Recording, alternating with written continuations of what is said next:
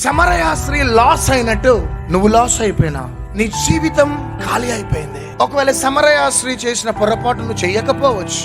సమరయ స్త్రీకి 5 భర్తలు ఉన్నారు. ఇప్పుడు ఉన్నవాడు 6వ వాడు తనవాడు కాదు. ఆ అనుభవంలో నీవు, నీ కుటుంబము, నీ పిల్లలు ఉండకపోవచ్చు.